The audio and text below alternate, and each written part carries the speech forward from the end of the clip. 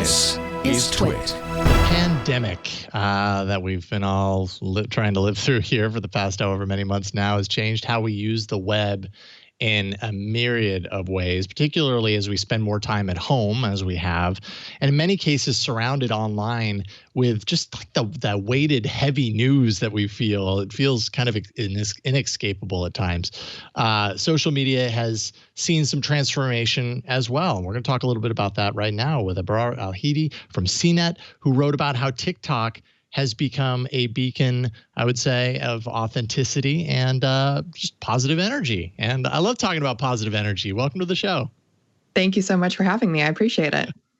Absolutely. It's great to get you on today. Thank you. So I will fully admit, I pop into TikTok from time to time, and very often when I do, I find something to kind of laugh at. But I don't spend a whole lot of time there. And I think after reading your article, I was almost kind of convinced at the end of it that I need to, only because where I do spend a lot of my time is Twitter, and I don't end up like closing my phone at the end of a Twitter session feeling like really good and positive necessarily all the time. So thank you for that. At least it's an eye-opening experience for me.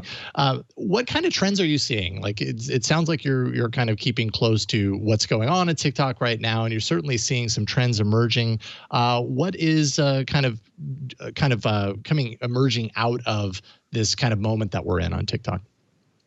Yeah. Unlike you, I spend too much time on TikTok. But as you mentioned, it really does kind of, it's one of those platforms where you open it up and you see people who are, just posting about either crazy things that their family's doing, candid moments, things that they're embarrassed by and are just, looking for other people to laugh with.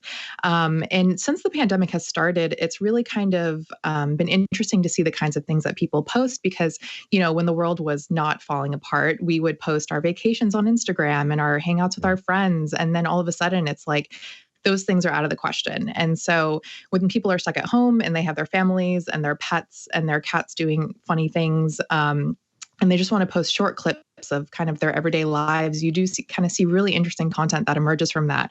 And, especially at the beginning of the pandemic, people kind of complaining and venting about the realities of lockdown and poking fun at states that aren't taking it seriously. And there are lots of Florida jokes. Like it's just, it's been interesting to see it kind of evolve as the pandemic goes forth. And it, and so the content becomes not just about coronavirus, but it becomes about, it extends to how we live our lives now and even things that don't necessarily have to touch on this major shift that we're living through.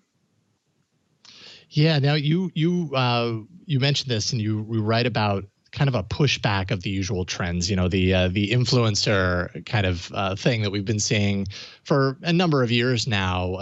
Check out how amazing my life is, and things are just so great. Everything's so great for me. I mean, it's really kind of hard to project that out in the world in this moment in time because there are a lot of things. Even if life at home is great, it's still life stuck at home. And so, how great can you really make that seem? What makes TikTok kind of like the right platform for this? Because I don't know that I'm seeing as much of that on platforms like Twitter, maybe some of that on Instagram, but why is TikTok the better platform for that? Yeah, it's really interesting because I think, the fact that Instagram is a platform where it's kind of designed for you to create this ideal image of your life. You have filters, you have the ability to kind of polish your image to the degree that everything looks ideal and perfect. And TikTok, there are beauty filters on TikTok. And there are a lot of creators who will put on, perfect makeup before they post any videos, but that's not the appeal of it. You don't share a video on TikTok because for the most part, you don't share a video on TikTok because you think, oh, this is like, look at this aesthetic, look at this super beautiful thing that I saw. You share it because it's funny. You share it because it's something embarrassing that you saw. You share it because it's something you relate to. It's essentially like this living meme. And so when you take away kind of that aesthetic value, and it doesn't necessarily become as important as it is on other platforms, you create room for more creativity and more authenticity and more space for people to kind of feel safe to post content. There are going to be trolls on all platforms, but I have noticed on TikTok, it's largely a very supportive kind community. People will be super, super nice in the comments section and support each other.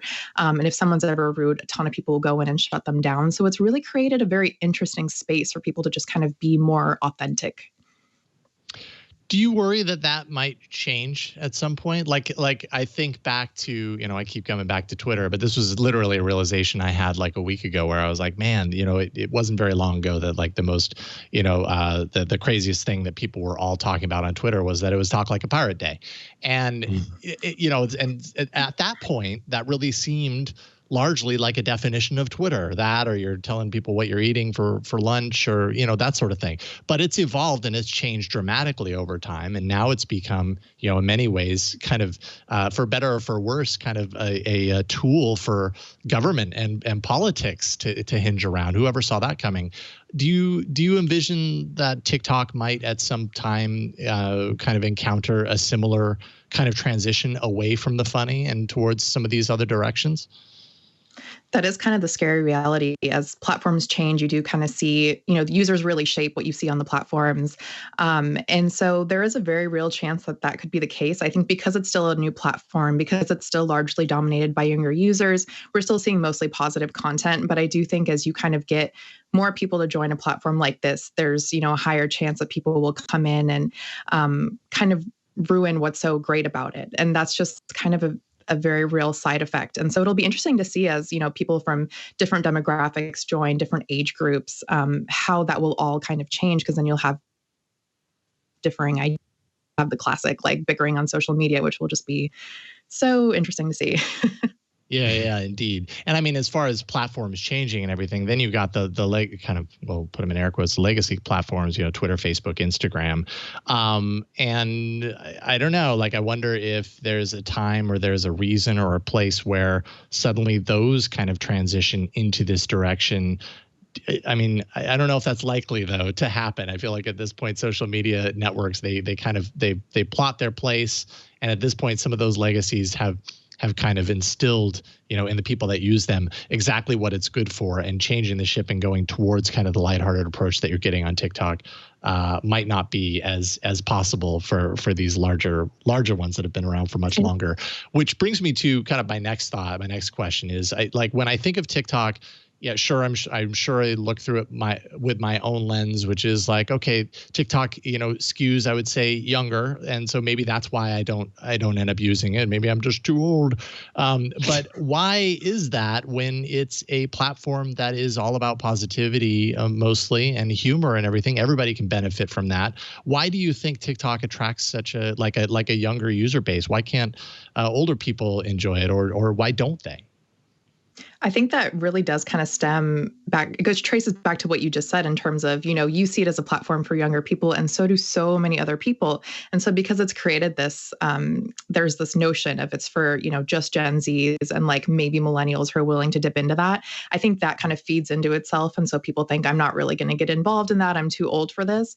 But I can tell you that my sister is in her late 30s. And like the second I had her look over my shoulder as I scrolled through my TikTok, she was like instantly sold and downloaded it. So I think once you kind of get over that, that helps. But also it also traces back to the fact that, it started off as before it merged with Musical.ly, it really did kind of start off as this platform where younger people would mostly convene to do lip syncing videos and dances. And so when that becomes the reputation of that platform, and it's really hard to shake off that reputation, then people have a hard time kind of understanding it as something more than that.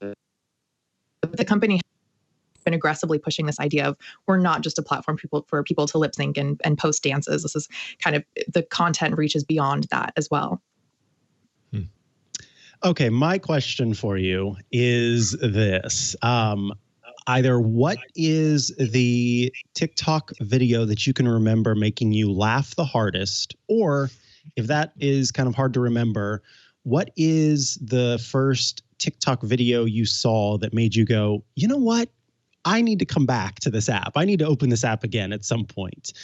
So yeah, whether it sparked your interest in returning to the app, or the video that made you laugh hardest, even if you're paraphrasing, I'd love to know. Absolutely. That's a fun question. I have so many favorite videos, and I love that you can kind of save them.